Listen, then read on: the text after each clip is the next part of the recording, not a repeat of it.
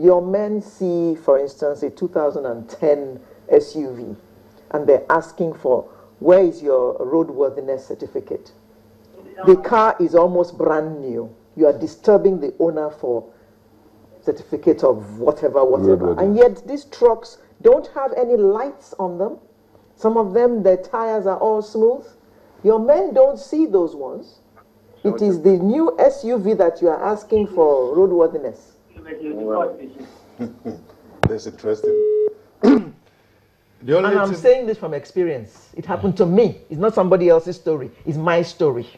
They stopped you to ask you. For my roadworthiness certificate. Okay, roadworthiness, I won't talk about that if it's a brand new vehicle.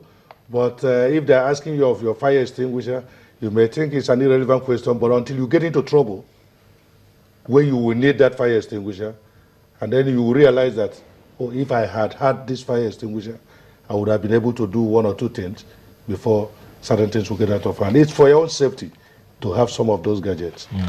And for the big trucks, as he said, well, I am not speaking for the VIO or other, but I know too that sometimes people use their head. If you impound 3-4 trailers, where are you going to keep them?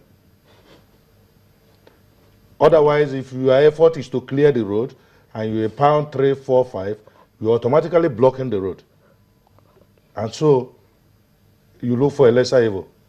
Which is sometimes let them carry their trouble and go so that other people will have access to the road. Let them go and kill someone. No, not let them go and kill someone. The speaker actually said much. And some you see their eyes red and they rely maybe on either hot drink or some drugs. Smoke or drugs or whatever. Yes, because sometimes it's like they travel long distance, and maybe because of the gridlock too, a journey you think you start and finish. You end up spending a day, 2 days, more than you expected. And these are human beings. Of course, there is as there is tear and wear in vehicles, so there is in human being. But the truth should is, they be driving?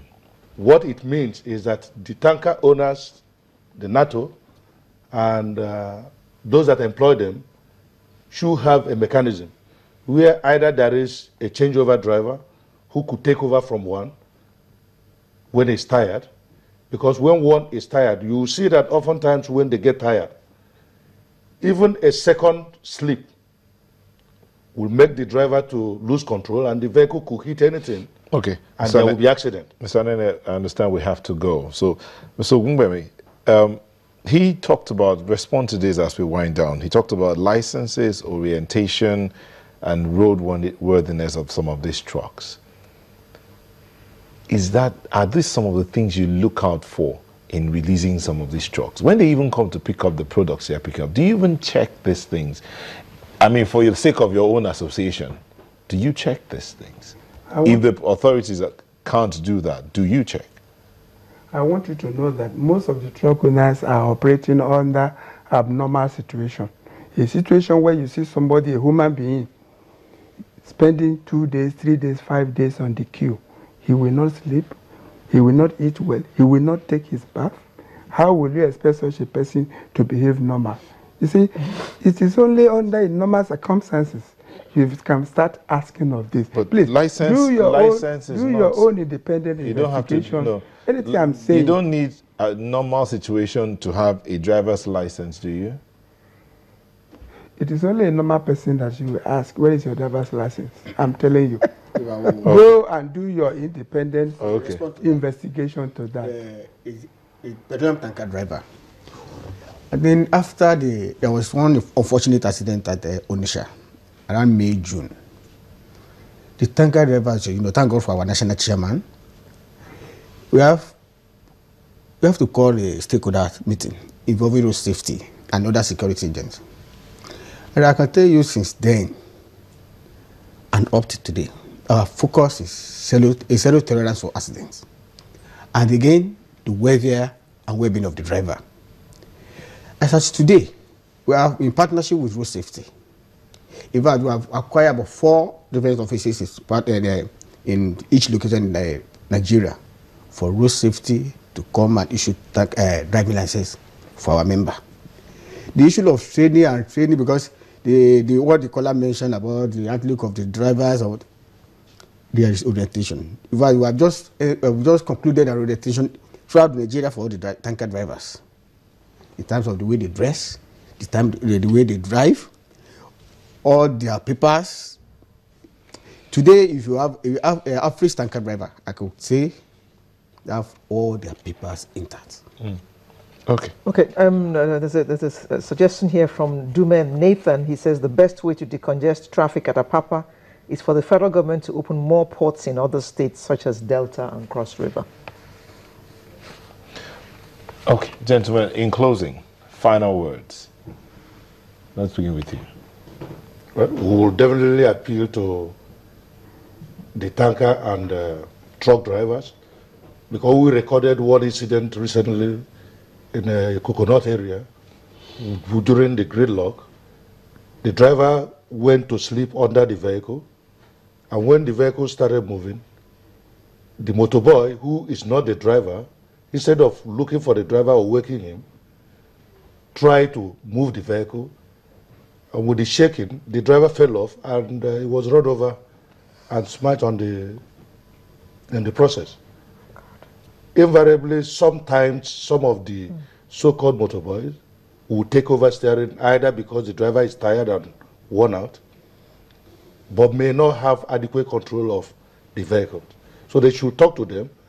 They are human beings, and the life of others are also at stake.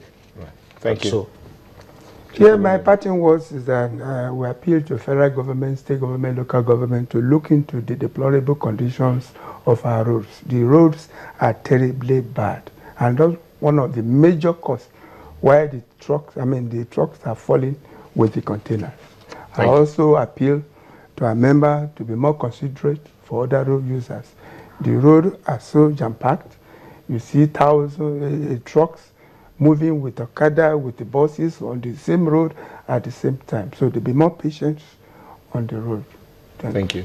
All right, I will align with him about the situation, the deplorable situation of the road.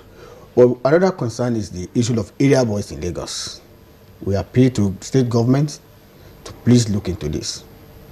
There is no day that we will not have incidents of area boys attacking one members or the others. And why are they attacking them? And if you take note, the issue of the accident at Idimo was caused by area boys. That the tanker that fell from the bridge was as a result of area boys struggling with firing with driver. So please help us appeal to the government to take the issue of area boys serious. All right. Thank you very much. We've been looking at the port congestion and traffic management. We had Comrade Tayo Aboyeji of the PRO Petroleum Tanker Drivers Branch of Nupeng, Southwest. Thank you for coming. Thank you. Chief Remi Ogungbemi, President of Amato Maritime. Thank you for coming. Thank you.